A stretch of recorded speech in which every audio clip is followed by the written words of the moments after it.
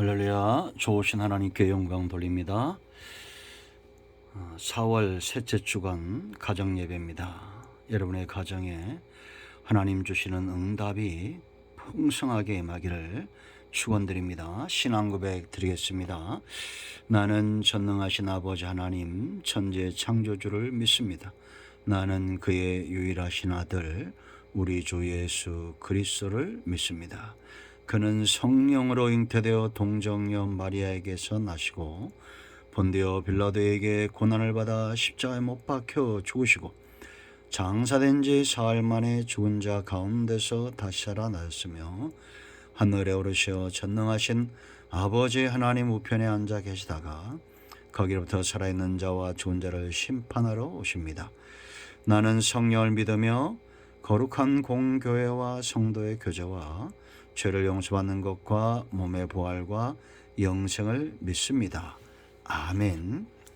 시편 7편 말씀을 보겠습니다. 1절 말씀부터 봅니다. 여호와 내 하나님이여 내가 주께 피하오니 나를 쫓아오는 모든 자들에게서 나를 구원하여 내소서.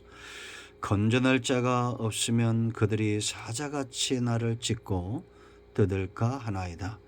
여호와 내 하나님이여 내가 이런 일을 행하였거나 내 손에 죄악이 있거나 화친한 자를 악으로 갚았거나 내 대적에게서 까닭없이 빼앗았거든 원수가 나의 영혼을 쫓아잡아 내 생명을 땅에 짓밟게 하고 내 영광을 먼지 속에 살게 하소서.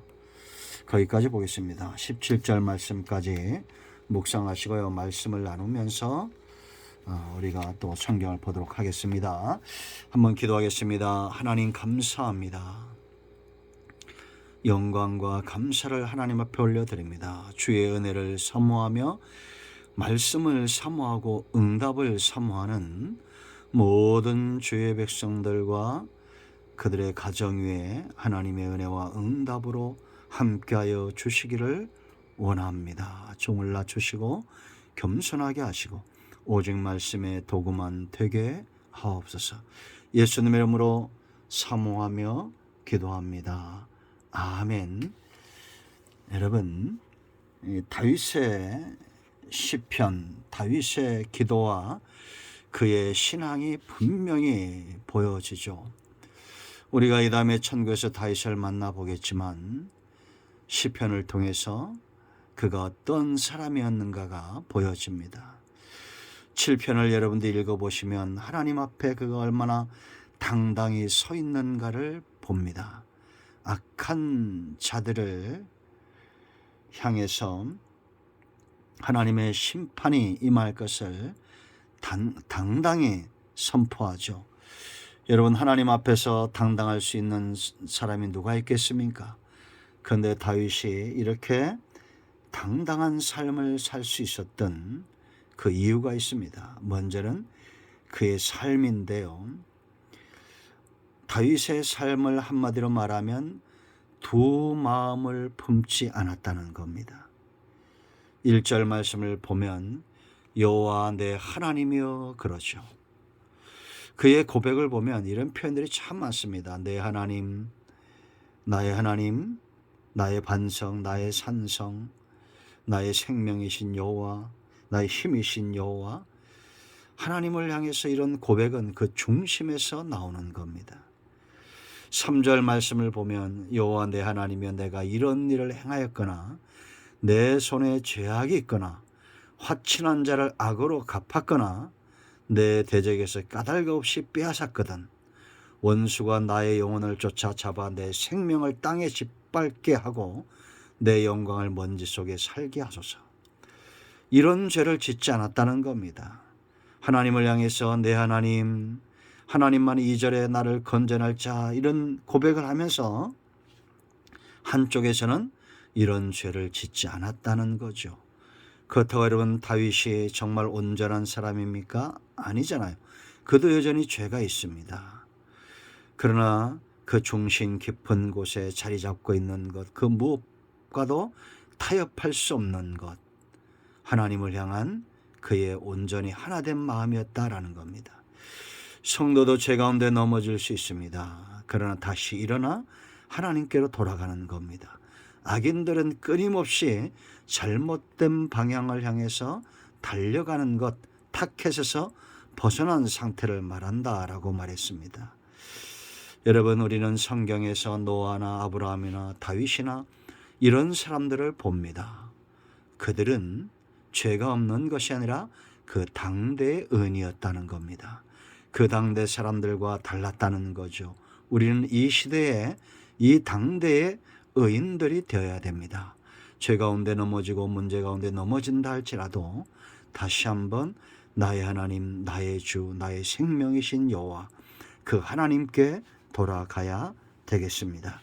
두 번째, 다윗이 이렇게 당당한 이유가 있습니다. 9절을 먼저 보면 악인의 악을 끊고 의인을 세우소서. 의로우신 하나님이 사람의 마음과 양심을 감찰하시나이다. 하나님은 절대 의인을 악인과 함께 망하게 하지 않는다는 겁니다. 악인에게 지게 하지 않는다는 거예요. 하나님은 의인을 세우소서 그랬는데 의인을 세우시는 분입니다. 여러분 6절 말씀 보면 하나님의 진노는, 하나님의 심판은 대적들에게 있죠. 민족들의 7절 보세요. 민족들의 모임의 주를 들게 하시고 그의 높은 자리에 돌아오소서. 모든 주권을 가진 분은 하나님이죠. 하나님께서 만인 가운데 심판을 행하시고 하나님의 주권적 역사를 이루시는데, 이런 의인들을 세우시기 위해서 하나님께서 이제 일어나시라는 겁니다. 이 의인은 누구냐? 8절에 여호와께서 만민에게 심판을 행하시오니 여호와여 나의 의와 나의 성실하심을 따라 나를 판단하소서, 심판하소서 그러죠. 다윗입니다. 하나님 앞에서 의롭게 살고자 하는 다윗. 하나님은 다윗을 세워야 하나님의 선하신 뜻을 이룰 수가 있는 분입니다. 여러분, 속된 말로 하나님이 손해보는 행위를 하시겠습니까? 절대 하지 않는다라는 겁니다. 그러므로 여러분, 하나님의 도우심이 있나 없나를 걱정하지 말고 내가 이 당대 의인으로 하나님 앞에 세워지기를 기뻐하는 삶을 사는 저와 여러분이 되어야겠습니다. 세 번째, 이렇게 당당한 이유가 있습니다. 회개한 자는 하나님 앞에 이렇게 담대히 나갈 수가 있습니다. 여러분, 구약시대 지성소까지 하나님 앞에까지 나아가려면 반드시 거쳐야 될 단계가 있죠. 성막론에 잘 나와 있습니다. 동편의 구원의 문, 10m나 되는 이 구원의 문을 들어온 자들은 번제단에서 원죄가 해결되고 물두멍에서 자범죄가 해결됩니다. 이들에게 성소의 문이 열려지고 지성소까지 나가는 피를 의지하여 하나님 앞에까지 나아갑니다. 그러나 저와 여러분은 예수 그리스도의 보혈의 은총을 의지하여 하나님께 나아가죠. 그러므로 여러분, 어떤 죄인이라도 다윗도 경험하지 못했던, 아브라함도 경험하지 못했던 예수 그리스도의 보혈을 의지하여 하나님께 나아가는 영광스러운 길이 열려졌고, 예수님이 십자가에서 저와 여러분의 모든 죄의 대가를 지불하심으로 휘장이 위에서부터 아래까지 끊어졌다라는 겁니다. 찢어졌다는 거예요. 그러므로 하나님께 나아가야 될 줄로 믿습니다. 그래서 여러분 12절 말씀 보세요. 하나님은 의로우신 재판장인데 사람이 회개하지 아니하면 그가 그의 칼을 가시며 그의 활을 이미 당기어 예비하셨도다. 여러분, 우리가 이사야나 예레미야서를 보면 끊임없이 이들이 범죄하죠. 하나님의 진노의 매와 진노의 칼이 그들의 목전에 있음에도 회개치 않습니다. 이미 활을 당겼다는 겁니다. 심판이 목전에 와 있다는 거요. 13절도 보세요. 죽일 도구를 또한 예비하시며 그가 만든 화살은 불화살들이로다. 전부 태워버리고 피할 수 없다는 겁니다.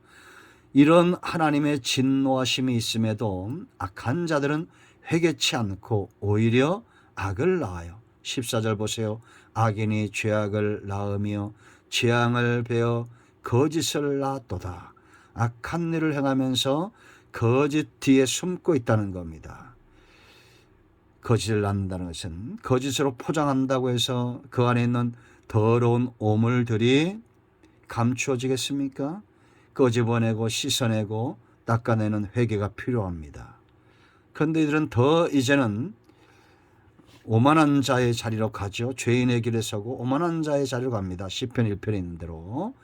15절 보세요. 그가 웅덩이를 파 만들며 제가 만든 함정에 빠졌도다라고 말합니다. 이제는 본인의 죄에서 끝나지 않고 사람들을 해치기 위해서 웅덩이를 파지만 결국 그곳에 빠진다.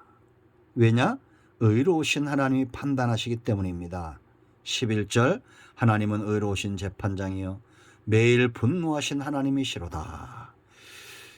10절 보세요. 그의 재앙은 자기 머리로 돌아가고 그의 포악은 자기 정수리에 내리로다. 원인이 어디 있습니까? 이들이 하나님을 무시한 결과입니다. 회개치 않는다는 것은 하나님을 무시한다는 겁니다.